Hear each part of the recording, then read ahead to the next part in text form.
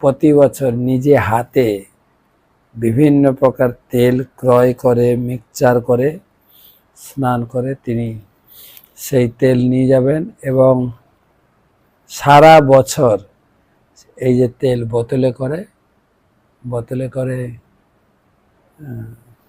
সব জায়গায় বিতরণ করেন। এটা এক প্রকার হার্ব ঔষধি বলা হয়েছে। কেউ যদি এর ঘ্রাণ গ্রহণ করে, এটা নাভি থেকে উপর পর্যন্ত ব্যবহার করতে হয়, তার শরীরের যত প্রকার রোগ ব্যাধি কলুষতা থেকে মুক্ত হবে। আরেকটা পূজারি ডিপার্টমেন্ট থেকে করে, একটা গুরু মহারাজের একটা পূজা, ওটা প্রায় 4টা 4:30 পর্যন্ত। আর সেই তেল দিয়ে স্নান করানোর পরে ভগবানকে দেখতে কেমন লাগবে। কষ্টি পাথরের তৈরি, তো যখন এসব তেল দিয়ে মার্জনা করে স্নান করো, একদম চকচক ঝকঝক করবে ভগবান। তারপরে সন্ধ্যার সময় অধিবাস হবে। যে পরের দিন সকালে নরসিংহ চতুর্দশী ব্রত হবে, তার অধিবাসের পরের দিন সকাল থেকে চলবে নরসিংহ চতুর্দশী ব্রত। আর প্রতিদিন বিকালে লাল গোবিন্দ প্রভু এসেছেন, তিনি নরসিংহ কথা শোনাচ্ছেন আজ থেকে। আজকে তো কলকাতা চলে এসেছি, কালকে গিয়ে শুনব।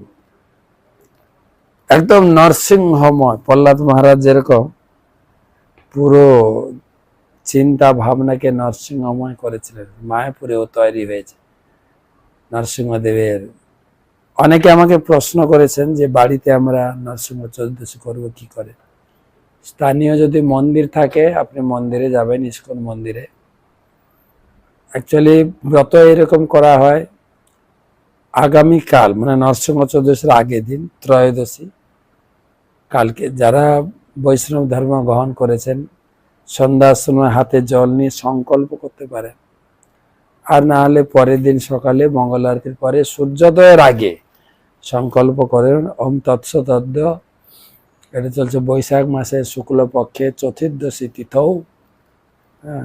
নাম গোত্র বলবেন, দিয়ে যদি আপনি দীক্ষিত হন অচ্যুত গোত্র বলে যে শ্রীকৃষ্ণ প্রীতি কাম অহম নরসিংহ চতুর্দশী ব্রত করিছে। গুরু বৈষ্ণব এবং নরসিংহদেব কাছে প্রার্থনা করে যে আমি ব্রত যেন ভালো করে করতে পারি। সারাদিন উপবাস সন্ধ্যা পর্যন্ত, সূর্যাস্ত পর্যন্ত। কেননা নরসিংহদেব আবির্ভূত হয়েছিলেন গোধূলি লগ্নে, যেটা ব্রহ্মা হিরণ্যকশিপুকে বর দিয়েছিলেন যে দিনেও মারা যাবে না, রাত্রেও না। তাই দিন রাতের মাঝখানে সন্ধ্যা, তারপরে ঘরেও মারা যাবে না, বাইরেও না, তাই চৌকাঠে, মাটিতেও না, আকাশে, তাই ভগবানের কোলে নিয়ে মেরেছে। কোনো অস্ত্র শস্ত্র নয়, কোনো পশুতে নয়, কোনো মানুষে নয়। এরকম অনেক কন্ডিশন ছিল। কোনো অস্ত্র শস্ত্র নয়, কোনো জীবজন্তু কেউ। তখন ভগবান ব্রহ্মার দেওয়া সমস্ত বরকে ঠিক রেখে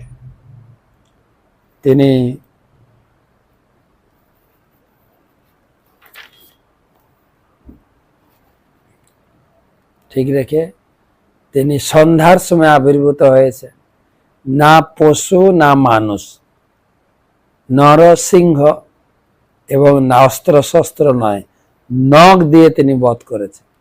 আর ঘরে না, বাইরে না, চৌকাঠে, আকাশে না, মাটিতে না, কোলে। এই সমস্ত নিয়মগুলো রক্ষা করে। তাই সন্ধ্যা পর্যন্ত, সূর্যাস্ত পর্যন্ত উপবাস। তারপরে আপনি ভগবানের আরতি করুন। যদি বিগ্রহ তাকে অভিষেক করবেন, না হলে পুষ্পাঞ্জলি দিয়ে আপনি সন্ধ্যার সময় অনুকল্প প্রসাদ পাবেন, যেটা একাদশী প্রসাদ, অনুকল্প। এটাই মোটামুটি গৃহে নরসিংহ চতুর্দশী পালনের পন্থা। সকাল থেকে উপবাস করবেন, বেশি করে নাম জপ করবেন।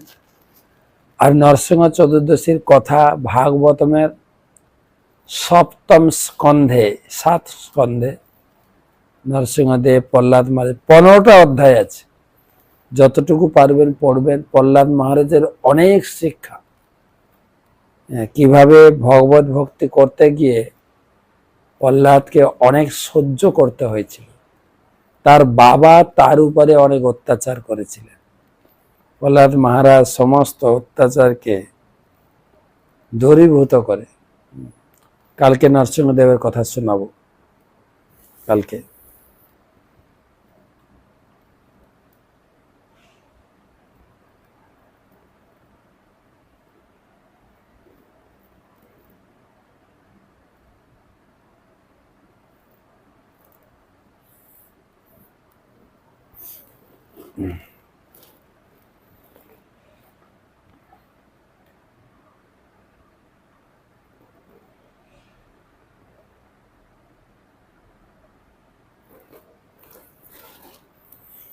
তারপরে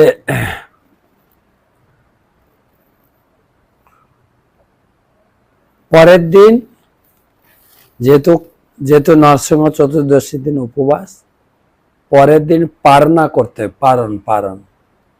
পারণের নিয়মটা হচ্ছে এরকম, সূর্য উদয়ের পরে যে কোনো সময় পালন করবে, তাহলে ব্রত সম্পূর্ণ হবে। নরসিংহদেবের কাছে প্রার্থনা, তিনি বিঘ্ন বিনাশ করেন। তো কালকে নরসিংহ সম্বন্ধে একটু আলোচনা করব। যদি নরসিংহ চতুর্দশী সম্বন্ধে কারো কোনো প্রশ্ন থাকে, কিছু জানার থাকে, আমাকে হোয়াটসঅ্যাপে পাঠান, কালকে উত্তর দেব। আচ্ছা, আজকে যে ধারাবাহিক আলোচনা আছে সেটা পড়ি।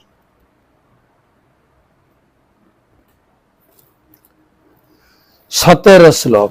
প্রথমে গুরুদেবের চরণে প্রণাম নিবেদন করে তার অহেতুকী কৃপা আশীর্বাদ প্রার্থনা করি। নমঃ বিষ্ণুপাদায় কৃষ্ণ প্রেষ্ঠায় ভূতলে শ্রীমতে জয় পতাকা স্বামী নীতি নামিনে।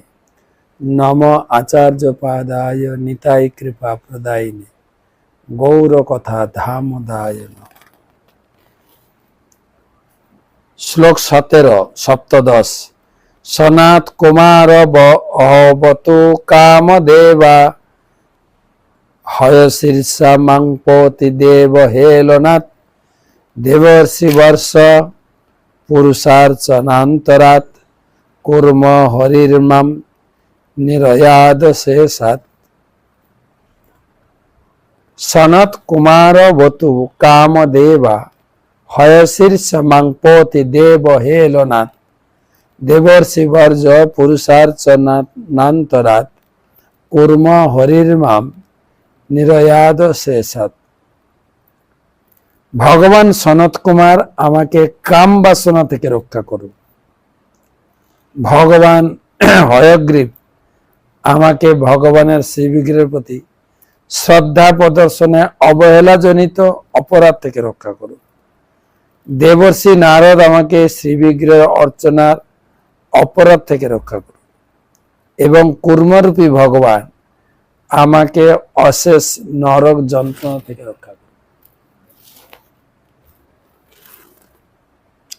একজন প্রশ্ন করছেন, মহারাজ আপনার ক্লাস শুনলাম, জনার্দন এটা বুঝি নাই যে ভগবান বিষ্ণুর বিভিন্ন অবতারের, কুর্ম অবতার, জনার্দন অবতার, না বোঝার কিছু। জনার্দন মানে ভগবান যেহেতু সকলের হৃদয়ের ভাব জানেন, সেই জন্য তাকে বলে ভাবগ্রাহী জনার্দন। ভগবানের এক ভগবান, যেরকম কৃষ্ণের নাম দামোদর, কৃষ্ণের নাম যশোদানন্দন, কৃষ্ণের নাম মাখন চোর, কৃষ্ণের নাম মধুসূদন, কৃষ্ণের নাম গোপীনাথ। হ্যাঁ, তা আমি বলবো মাখন চোরটা বুঝে, একই কৃষ্ণ, তার এক একটা কার্যকলাপের জন্য এক একটা নামে তাকে প্রসিদ্ধ।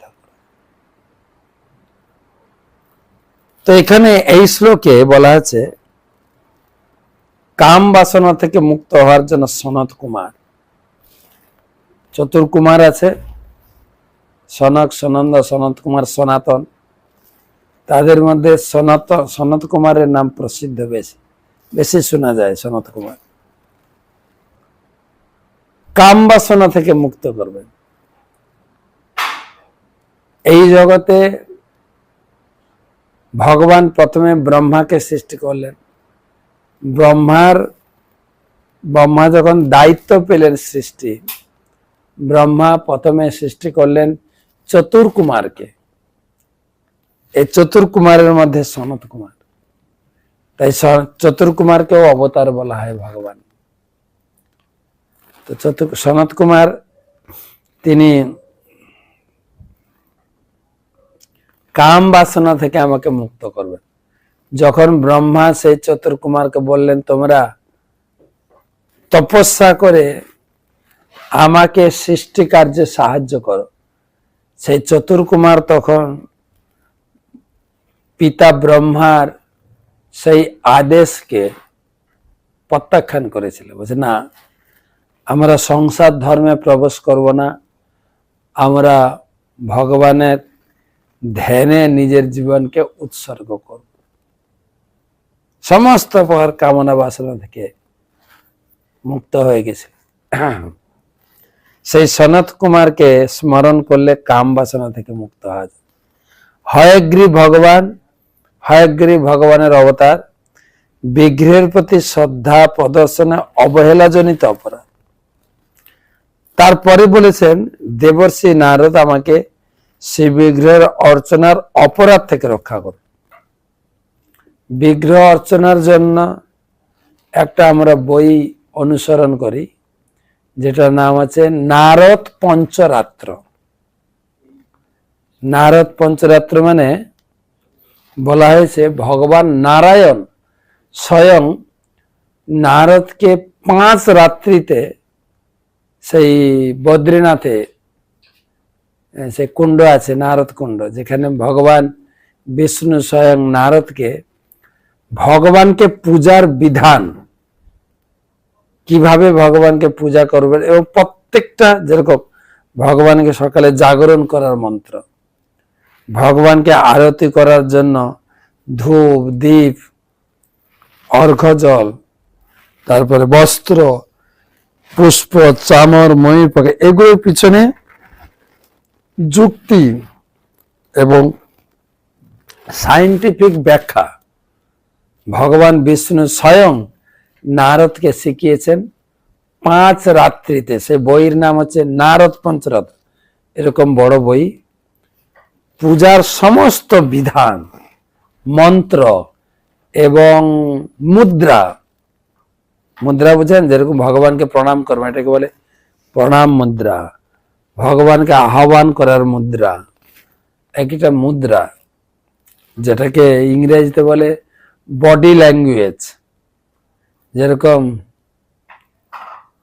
আপনাকে নমস্কার জানায়, এটা একটা মুখে বলা, কি বডি ল্যাঙ্গুয়েজ মানে নমস্কার দাদা, ঠিক আছে।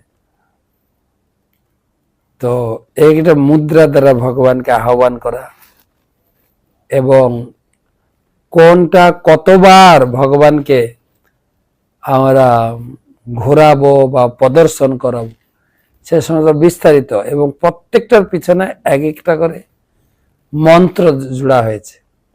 ভগবানের মন্দিরে প্রবেশ করতে গেলে এই মন্ত্রটা আপনাকে বলতেই হবে। না হং বিপ্র ন চ নরপতি না অপি বৈশ্য ন শূদ্র না হং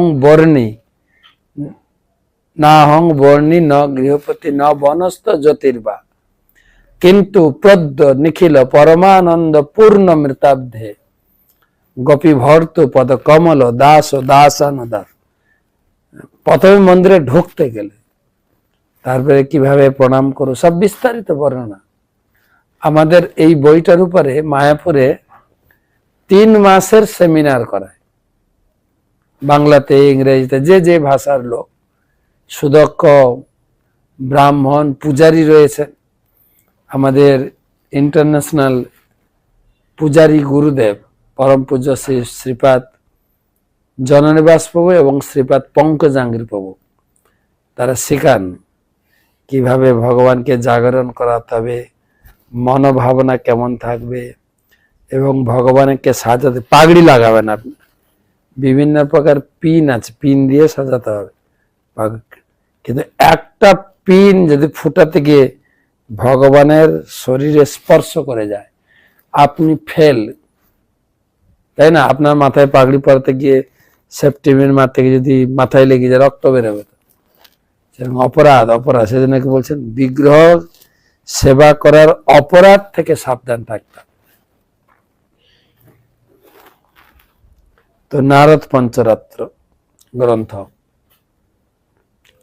বা বাংলায় আরো বলা হয় অর্চন পদ্ধতি। ভগবানকে কিভাবে ড্রেসিং করব, কি মনোভাব নিয়ে রান্না করতে হবে, এবং ভোগ কিভাবে সাজাবেন শিখতে হবে। কার পরে কোনটা, তো সেগুলো নারদ দেবর্ষি বর্জ, নারদ মুনির কাছ থেকে না।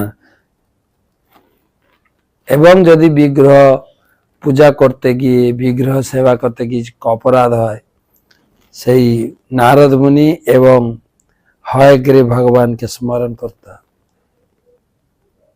এবং অপরাধ কি বলে নরক থেকে রক্ষা করার জন্য কুর্ম ভগবান। আর ভাগবতের অষ্টম স্কন্ধে দেখা যায় সেই সমুদ্র মন্থনের সময়, সমুদ্র মন্থন হবে, দেব অসুর সন্ধি করে ভগবান বললেন সমুদ্র মন্থন করে অমৃত তোমরা লাভ করো এবং দেব অসুরদেরকে বঞ্চিত করো।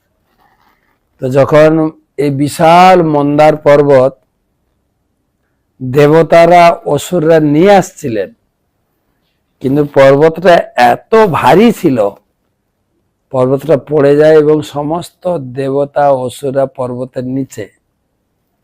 তখন দেবতাদেরকে রক্ষা করার জন্য গরুর বাহন ভগবান বিষ্ণু এসে বাম হাতে সেই পর্বতকে তুলে নিজের গাড়িতে লোড করলেন গরুরের পিঠে, এবং বললেন দেবতা এবং অসুরদের তোমরা উঠো আমার গাড়িতে।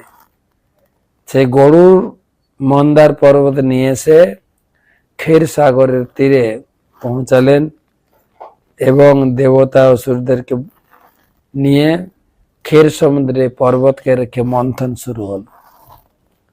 বাসুকি নাগকে সেই মন্দার পর্বতের মন্থন দড়ি হিসাবে ব্যবহার করে, মন্থন দণ্ড হচ্ছে মন্দার পর্বত। কিন্তু পর্বত এত ভারী ছিল, ডুবে যাচ্ছে। তখন ভগবান কুর্ম অবতার হয়ে সেই পর্বতকে ধারণ করেছিলেন। তখন দেবতারা মন্থন করেছিলেন। ওখানে প্রথম স্কন্ধে বলা হয়েছে যখন এত বড় পর্বতকে কুর্মের পিঠে মন্থন করানো হচ্ছিল, কুর্মের আরামে ঘুম এসে গেছিল। ওখানে বর্ণনা করা হয়েছে যে ভগবান সেই মন সেই সেই সেই সমুদ্র মন্থন পর্বতকে যে কুর্মের পিঠে রেখে মানে কি বলা যায় ঘষাঘষি করা হচ্ছিল, সেই আরামে ভগবানের ঘুম এসে গেছিল। কোন কোন পাঠক কৌতুক করে বলেন যে আমরা সন্ন্যাসীরা ব্রহ্মচারীরা যখন পিঠ চুলকায় দেওয়ালে গিয়ে পিঠ ঘষি, গৃহস্থ প্রভুদের পিঠ চুলকালে স্ত্রীকে বলবে একটা চিরুনি নিয়ে এসে আমার পিঠটা একটু চুলকে দাও, স্ত্রী চুলকে দেবে। সাধু এবং ব্রহ্মচারীদের তো কেউ নেই, তাই নিজেরা দেওয়ালে ঘষবে। ভগবানের পিঠ চুলকানোর দরকার ছিল, তাই সমস্ত দেবতা এবং অসুরদের নিয়ে এসছেন, আর এত বড় মন্দার পর্বত দিয়ে ভগবানের পিঠ চুলকেছেন। ভগবানের পিঠ চুলকাতে সমস্ত দেবতা অসুরদের লাগিয়েছে, আর এত আরাম পেয়েছিল ভগবান ঘুমিয়ে যাচ্ছে। আমাদের একজন ইস্কনের গুরুদেব পরম